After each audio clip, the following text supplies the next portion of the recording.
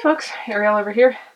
Got a mending, well, it's not really mending, it's a readjusting project, but you could think of it as mending that I'm working on. I'll explain more about what that is when I get the next beekeeping video. You okay? But I thought it was a good project I could do while I was sitting in one spot and talk to the camera, answer a few questions from the last little bit, and talk a bit about the spring weather and all of that. Anyway, as you can see, Burley is still with us. His missing eye is healing up pretty well. I want to send in very overwhelmed and grateful, and I don't even know how to express how much we appreciate the gigantic outpouring of support and love and care for him and for us with his accident. And I will make sure I get all your names in the next video. I didn't have them written down here with me, which I meant to do. Thank you to all of you guys who also chipped in financially. That was not something I was expecting or asking for, and you've more than half covered between all of your generosity the bill for his surgery. From Burley and both of us, we do want to say a special thank you to Susan, Tori, Elizabeth, Christine, Claudia, Douglas, Janine, Christine, Karen, Paige and Neri, Hasty Contemplation, Not Disc, Jennifer, Emily, Philomena, Wendy, Diva Warrior, BJL, Tammy, Rena, Shannon, Colorado Bird Nerd, Kathy, TDL, Denise, The Grounded Starseed, Jane, Nora, Mary, Chris, Elena, Salinas, Cam, Jamie, Jacqueline, English Coach, Through the Enchanted Portal, Alex, and Elizabeth. And if I missed any names, I apologize. There was a long list and I tried to be sure I got all of them. We thank you so much for your generous gifts that have helped to cover the vast majority of his surgical bill, and I don't know what to say other than thank you, and thank you from him, and it is very much appreciated by all of us and was a huge unexpected blessing. He seems to be feeling like himself. If you look at him from the side I can see right now, since he turned around, he looks pretty much totally fine. The missing eye is healing up. That doesn't seem to be phasing him at all. The front jaw, where it's wired together, that seems to be healing. The only real concern now is the back jaw. Oh, you don't get to scratch that though. Remember, I'll rub things for you, but we're not going to scratch. Yeah. How about I rub your belly? We distract you that way. There we go. Yeah. That's a good boy. Or how about your chest? It seems to be doing really well with all that. He seems to be over the shock and all the side effects from the anesthesia and the drugs and stuff, which is almost a problem because, I mean, it's good, but because he feels so good, he just wants to go do all of his normal stuff. He wants to race around, he wants to chase things, he wants to, you know, do his stick fetching and frisbees and all of that, and we are still trying to keep him resting and hopefully get that jaw to heal. And he's not exactly excited about that. That's part of the reason we're doing inside projects like this. Also, it's alternately sunning and spitting rain outside, so it's a good time to do something in here. But, yeah, he otherwise seems to be fine. It'll just be really a question of whether or not that jaw can heal up in the back. And unfortunately, over the weekend, I did try, and don't feel bad if you're one of the many people that suggested this idea too, because I'd already had it on my own and ordered a muzzle, nice soft one to go over his nose, thinking if, you know, if I can keep that on him through the summer, he will, you know, it'll protect him from being able to try to pick up large sticks or chew certain things and protect his jaw.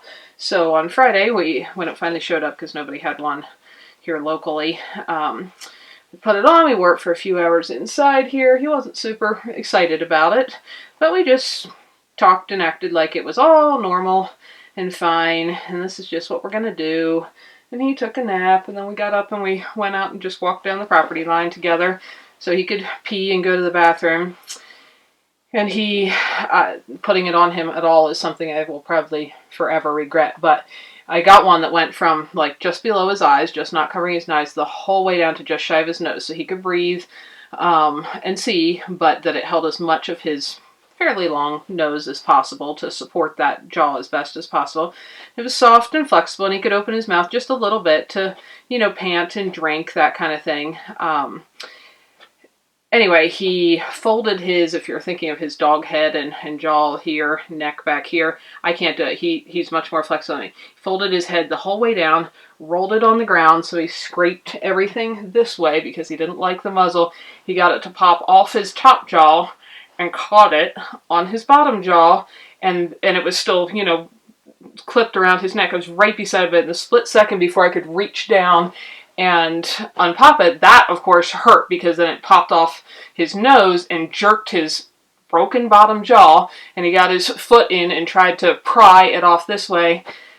I got it popped off a second later, but now his jaw is crooked. We've got to call into the vet this morning because he doesn't seem to be in pain, but I'm afraid we broke the jaw clean loose in the back, and this has been, yet again, heartbreaking all weekend because I just wish in hindsight I'd never ever tried to put the muzzle on him, because there's probably literally nothing I could have done that would have caused more damage to that broken lower jaw in the process of, I thought, trying to do the best I knew to protect him than that caused. So if he wakes up and smiles at you there, you can see his bottom jaw is now sitting cockeyed, and I think it's because that backside broke. It'd be on this side on him. It broke free, and I don't know if the bone overlapped this way or did that somewhere it went up. So we're waiting to see what the vet has to say about that and if that will recover. But fortunately, it doesn't seem to be any pain. Thanks again for all the helpful suggestions for things to help recover.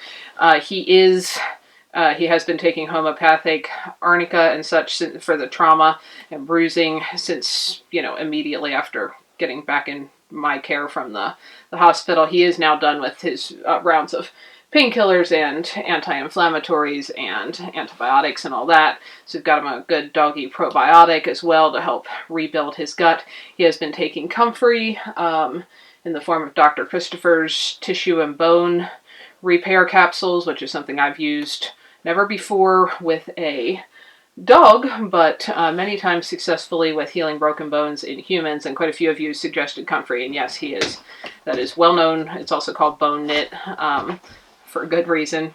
He just wants to go sleep on the floor, not stay here on the couch with me. For a very good reason. My one brother smashed a couple fingers in a welding accident not too long ago at work, and nearly took them clean off. And he's just one example of somebody who took that, quite a few, the capsules. It's mostly comfrey with several other herbs. And I'm not a doctor. I'm not prescribing what you should do. I'm just sharing my experience. His crushed fingers healed up. He's got full range of motion, far faster than the doctor expected he would, if at all. He has very little scarring, no mobility issues. So I'm very familiar with that being very good for broken bones. So we're sneaking as much of that as we can into Burley's diet. He's still eating all ground foods or like beaten up raw eggs, that kind of thing, because several people also suggested, make sure he's got a really good diet. He has been raw fed his whole life. And forget, Crystal could tell me for sure, but 5 or 7 generations before him. So we've been doing ground elk and some ground beef and ground turkey and the, raw eggs. We've had duck eggs and chicken eggs and doing a little bit of a seaweed calcium supplement in there to replace the whole bone that he can't eat right now, and ground liver and just stuff like that I can make little pellets, and he licks them out of my hand. He acts like he'd be perfectly comfortable chewing a giant frozen bone right now, but I'm sure that would not be good for his jaw, so we're not doing that. Anyway, so aside from the jaw issue, which we'll see what the vet says about that, and I just wish I could take back ever having put that muzzle on him. I was just trying to do the best I thought I could to protect him, but anyway, we'll see how that works out, or if it does or doesn't heal. But otherwise, shockingly, amazingly, he seems pretty much like himself. He wants to do all his normal things. He's a little fed up with the amount of time we've been spending inside, and trying to, hold still and rest, because he's over that now. He's got energy. And to the one person who was very concerned in the last video that he's just been, her impression seemed to be that he's just been laying in the tick-infested mud by the creek for weeks and needs proper care. We have also been trying to do, the mud's not tick-infested for one. That's one advantage of living in a place where it snows all the time.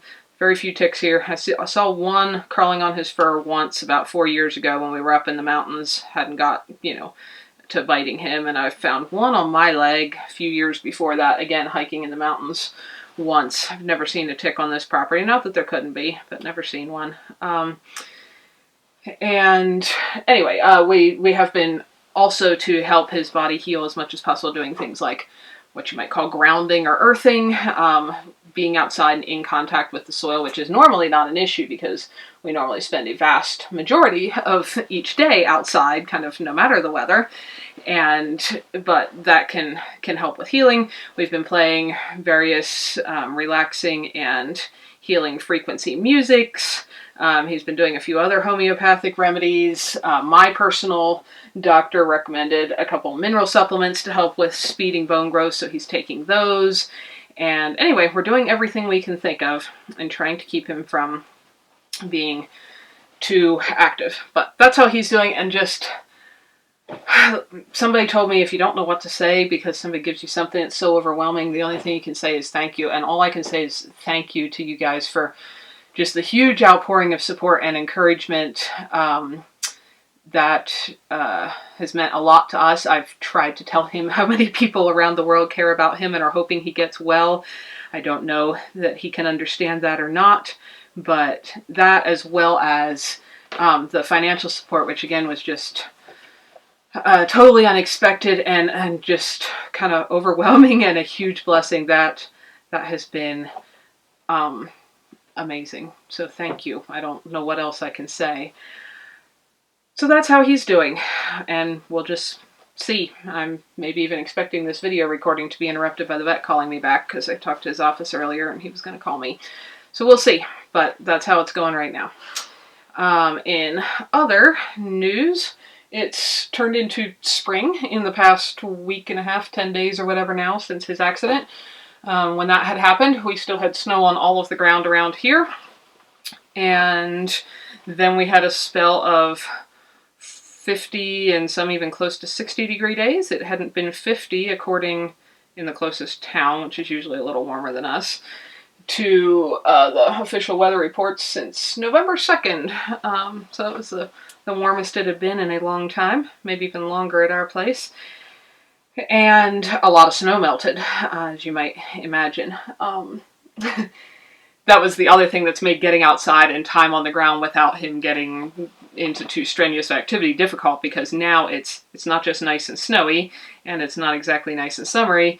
It's been mud season, and dirt, and alternately rain showers with ice showers with snow showers.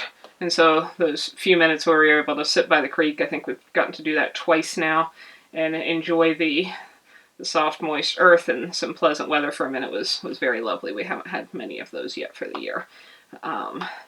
But we have been trying to do that when possible. The rest of the time he has been sleeping in here, either in his favorite spot up against the table or on the couch, or sometimes up against the door. He's always liked those spots. And, or in the bed, and so on. So anyway, it's turned into spring. Those few days, everything melted. Well, almost everything. We still have some snow piles behind the buildings and some kind of in the edge of the woods, but most of the open area has melted out now, as it has in a lot of the valley here in the mountains. And that led to some minor flooding, not on our property, but in the general area and low-lying areas.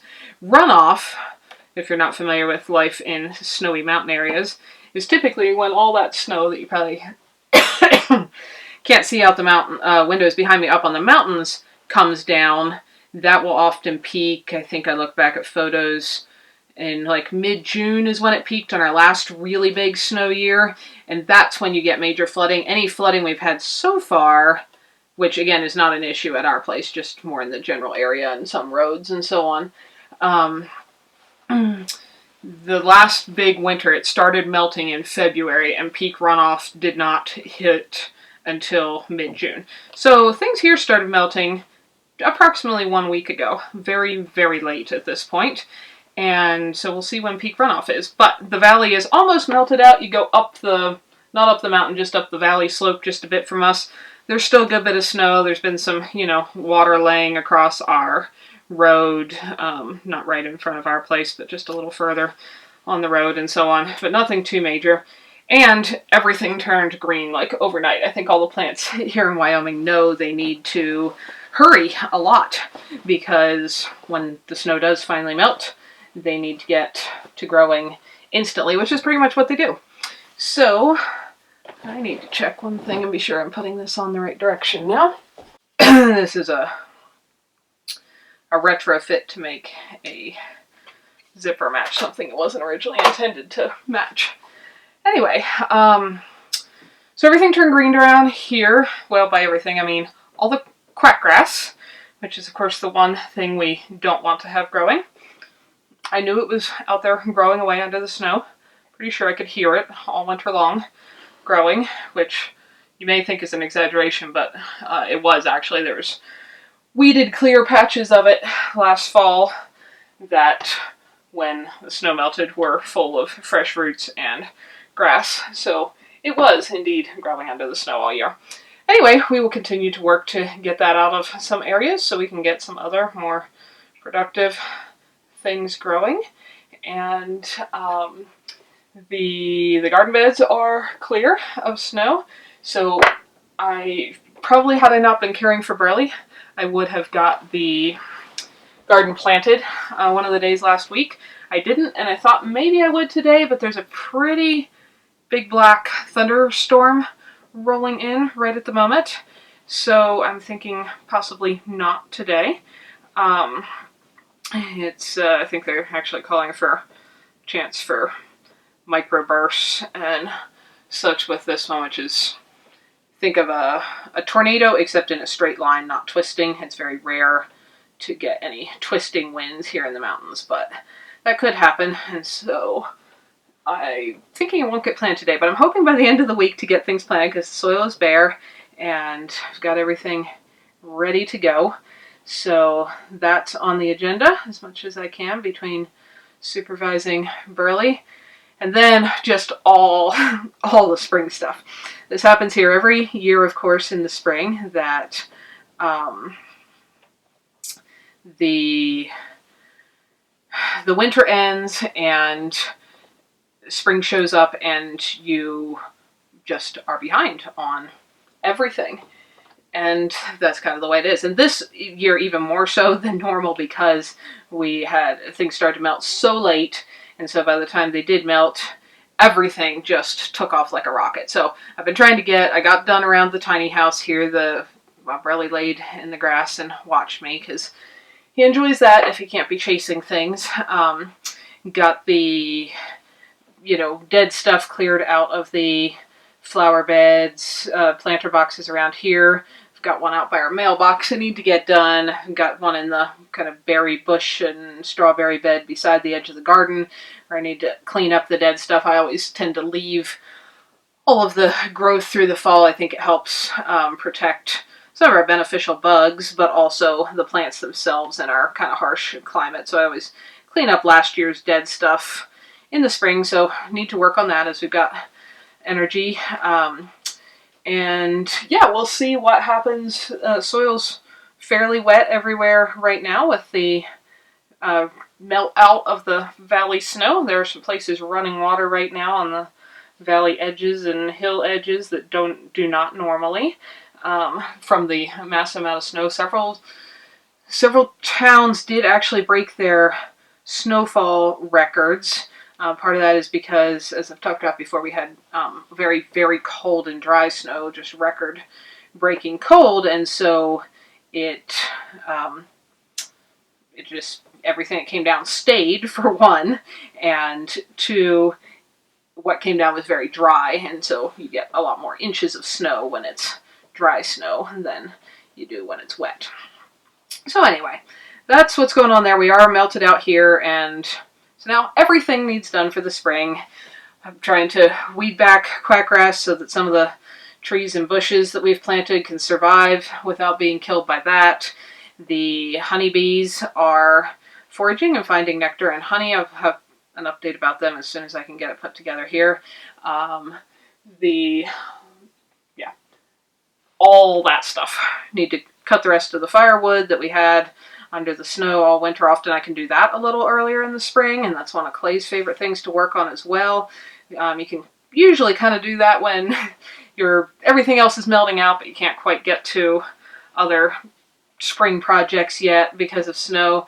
But it was so buried under snow for so long this year, since nothing melted, that couldn't get to that before. So we've got that to work on. And Blackie, if you'd seen the last, I forget what the last video I was called, but where you saw she was our original hen that very first hatched chicks here on the property, and she has now successfully hatched the batch she was sitting on.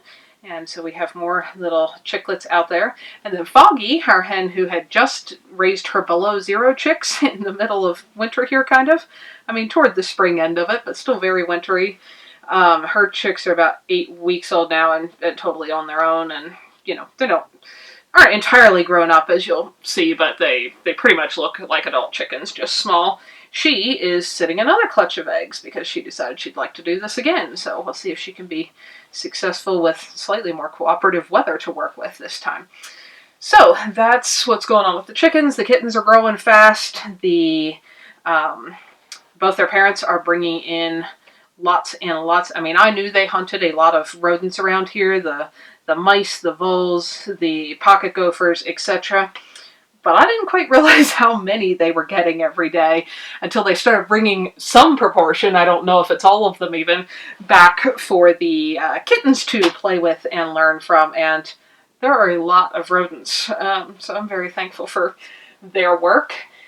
And yeah, we'll see what all we can get done in this next week between rain and ice showers and sun. It kind of comes and goes, and that's pretty normal at this time of year. I will probably have a video just on the garden planting and some of what I do and why, but it's going to be very similar to what I've done the last few years because I've kind of figured out what seems to work well for our area here and what we eat and what grows, and so I'm not changing a whole lot there, but we'll hopefully get that in and keep nursing Burley and so on. So that's what's going on around here in general. The ducklings are growing. They are starting to look pretty much like ducks, not ducklings. They're almost fully feathered out.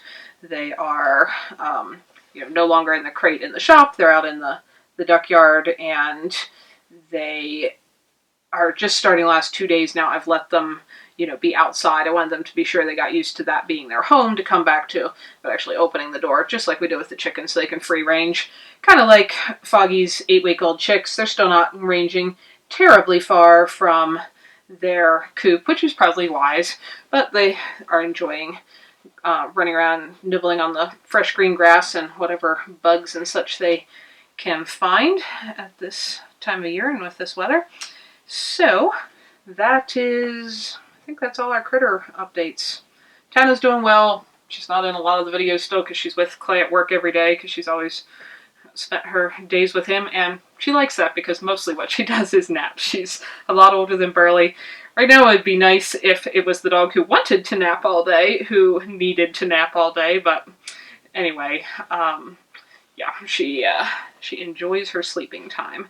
So that's how the critters are doing. It's now our neighbor horses. They're not ours, but they come right up in the summer to the pasture corner up against our fence. I can see them out the window at the moment.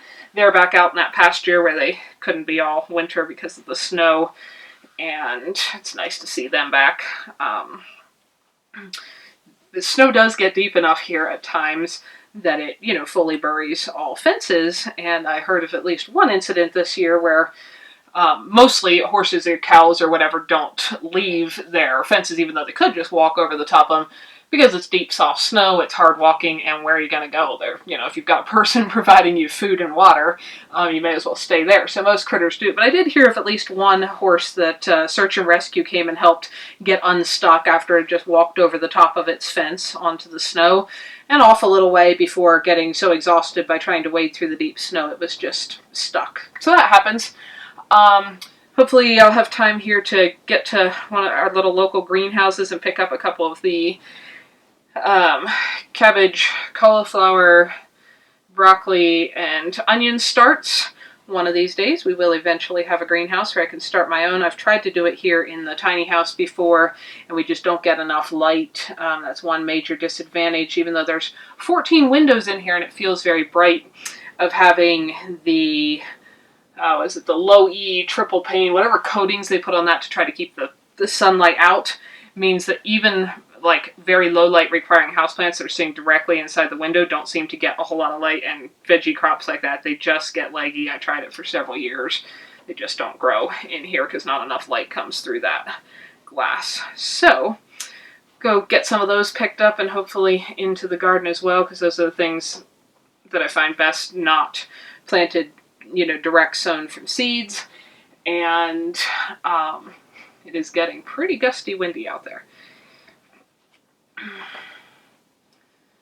Now let's see what else is going on.